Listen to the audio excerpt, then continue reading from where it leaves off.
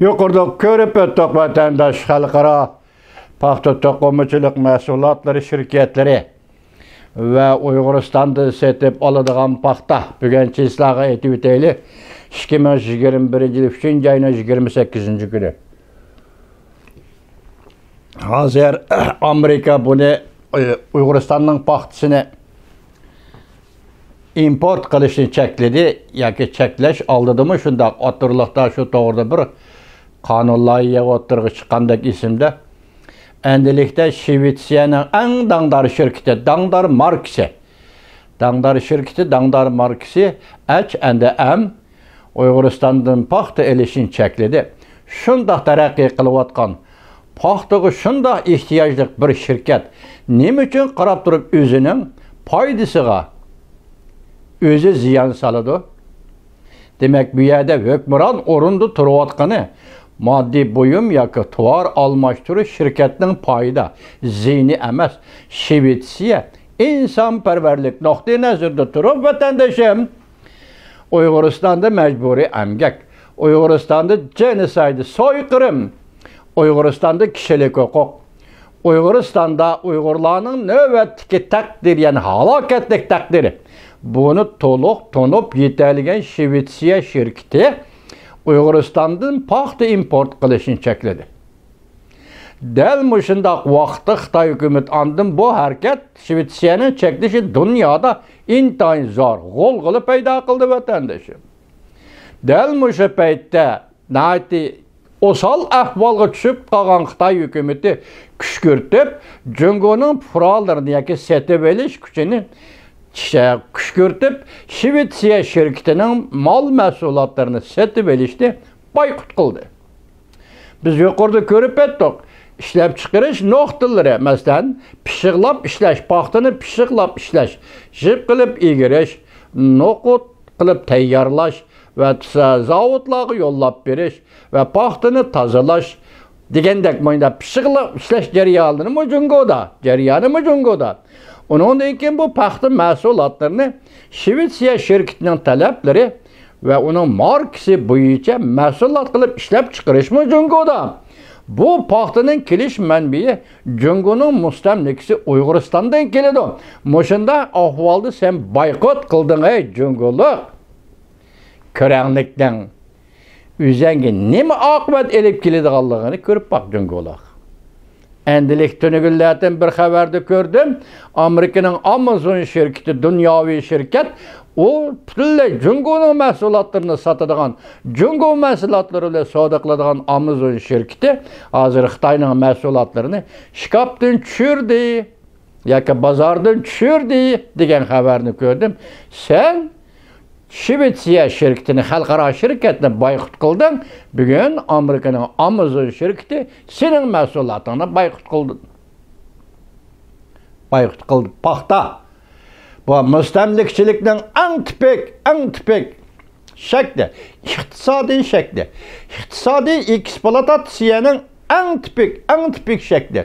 Buning ichidagi zulm, emgakni haqoratlash, emgakni xo'rlash, emgakka tuvan bahoda haq berish, emgakchini qulga aylantirish, emgakchini ezish, eksploatatsiya qilish, uning badaliga yuqorida turgan tuvan dasmaylik deydi.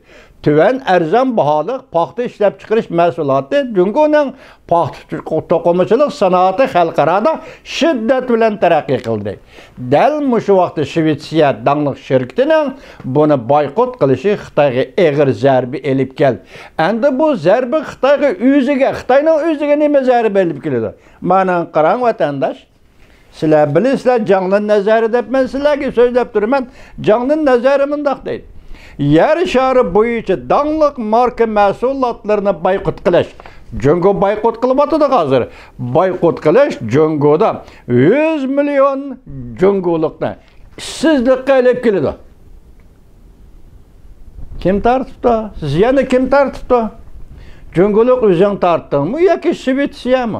Shvetsiya insonparvarlik, odamgarchilik, ko'ngil bilish, kishilik huquq, ko'ngil bilish, Uyg'urning bugungi dardi ahvoli ko'ngil bilish bilan o'zining uchqanday taraqqiy qilayotgan shirkati H&M shirkatining mahsulotini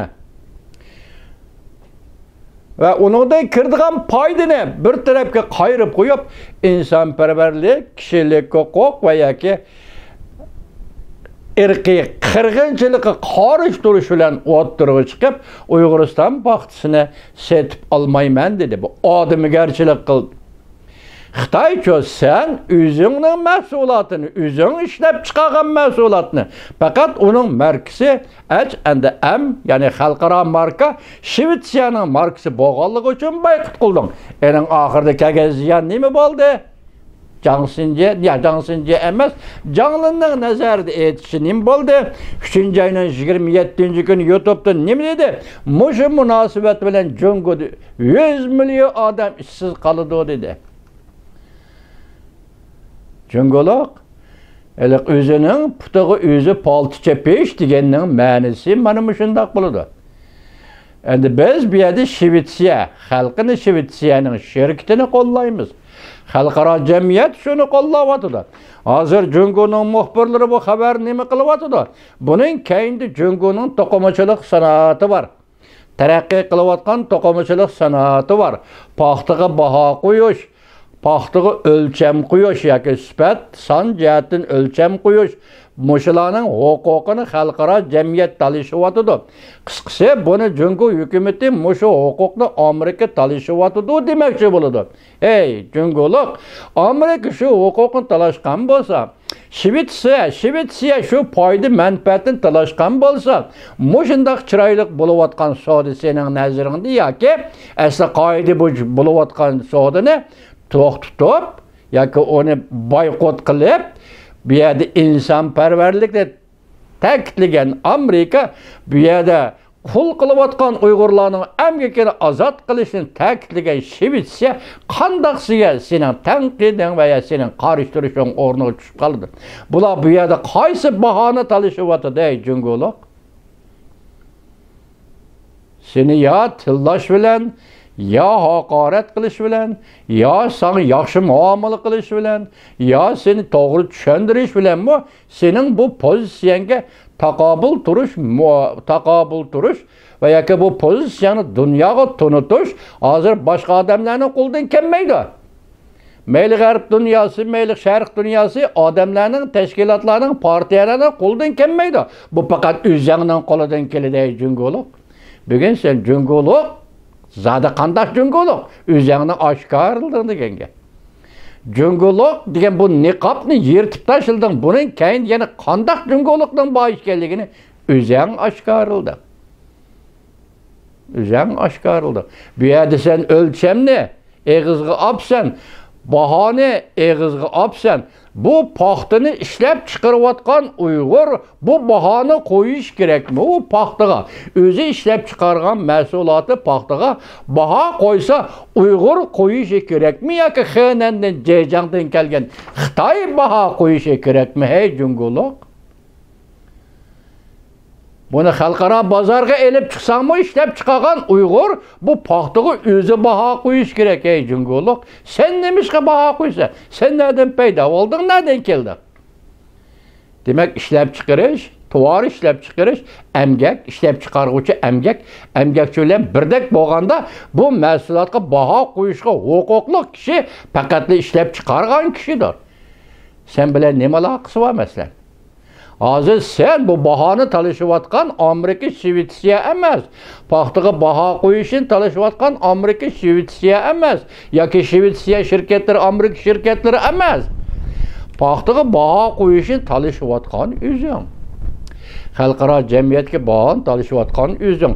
Buni ishlab chiqargan Uyg'urni qulga aylantirib, Uyg'urning amgakini qul amgakiga aylantirib, bu bozorni kontrol qilganmi o'zing? Buni talashayotganmi o'zing? Qarab baqa, vatandaş, şunun qarab baqa vatandaş. Bu yer astı baylığı, üstü baylığına taxtabeşti qo'yib turib, faqatla Uyg'uristonda ishlab chiqarilgan paxta men boshda aytdim. Qulning amgiga, sepi o'zining qulning amgiga.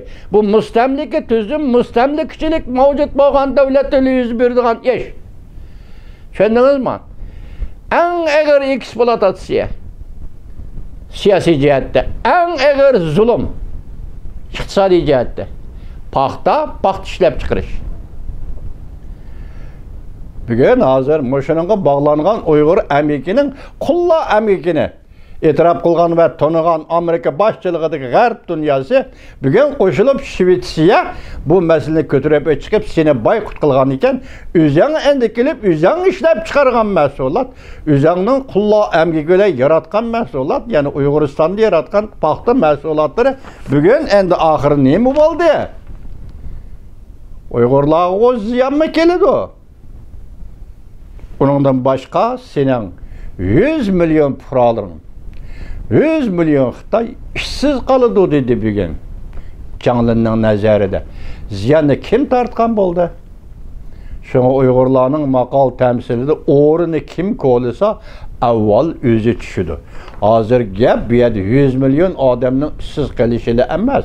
Bu kadımki Şvetsiya Marksi bilen götürülgen bu iktisadi gavga Amerika Koşmuş Ştatlarına avvalki Soğudu vuruşu devredeki neticelerini besmişti.